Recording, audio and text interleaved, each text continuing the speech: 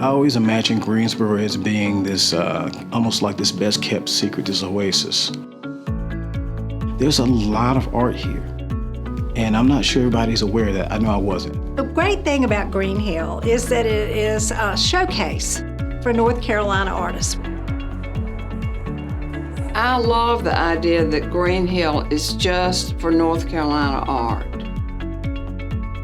We've funded Green Hill, I believe I was looking back, since 1978.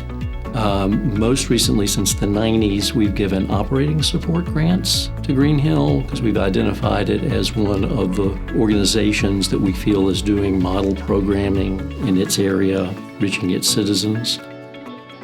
Green Hill is a cornerstone because it's really the only facility in North Carolina that's focusing exclusively on North Carolina artists. I think there are a lot of artists in the state that remember Green Hill as their first opportunity to have a major gallery show.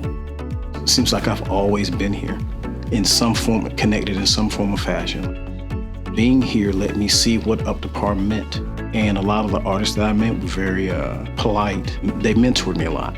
I believe it was Edie Carpenter who first approached me and asked me to be in the winter exhibit. She saw some pieces that I had at the atelier, asked about those. That went well. Then she asked me to be in a sketchbook show. That went really well. And we've had a great relationship ever since. I think one of the innovations that Green Hill had made 20 years ago was creating a studio art space focused on kids' arts education. We know that 80% of brain development occurs by the time a child is 3 years old.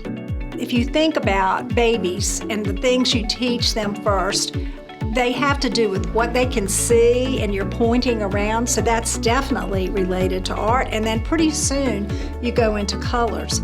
So as children mature, having a place like Green Hill to come to, having art quests to go to, having artists that visit in their classroom, all of that just adds to their brain development, adds to their life experiences, adds to their vocabulary. My first introduction here was with my nephews. I've got a 6-year-old and an 8-year-old nephew, and I'm trying to get them interested in art. So we come down here and they have this create space where they work with clay and they can paint and draw and do all that kind of stuff. So that was my first introduction. Green Hill is reaching out to the schools always to try to bring artists to the classrooms. And it's always interesting to me that the schools have an art contest every year. It's really special when you see your work sort of being presented in this way and know that people from the community can come and see it and share with them. So that really is sort of special. I think the partnership is important, and an education includes not just book learning, but learning in a broader perspective, and Green Hill really helps with that. Say almost 8 years ago that Jamie Meyer approached me with this idea of having the students serve as docents, which was a wonderful idea because now, rather than studying someone in a book, you get to have a conversation with an artist and have a correspondence with an artist.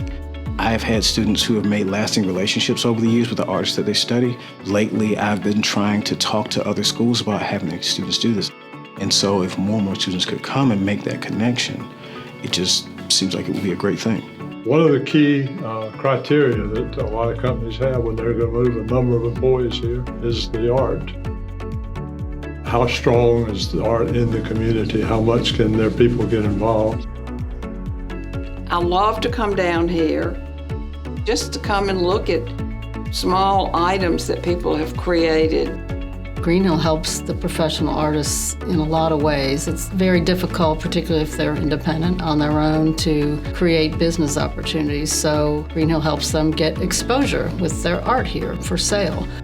Edie Carpenter, in the years that she has been here, has done a wonderful job actually of getting out and meeting artists, finding them MFA programs, but also going out around the state. I think that Green Hill is a place that the community can be part of. Even if you're not a member, you can come in, you can enjoy learning and looking and listening and become more involved in the arts. I don't know that I would have the same community had I lived in one of the other places. This has just been a wonderful, wonderful experience over the last, I've been here now 25 years. And I know of plenty of other artists who kind of start here and touch base here. I've even had the opportunity to exhibit in the same circles with people that I thought I would never be able to step in a room with, I'm actually exhibiting with, which for me is a dream come true. I can't believe I've had the opportunity to do that.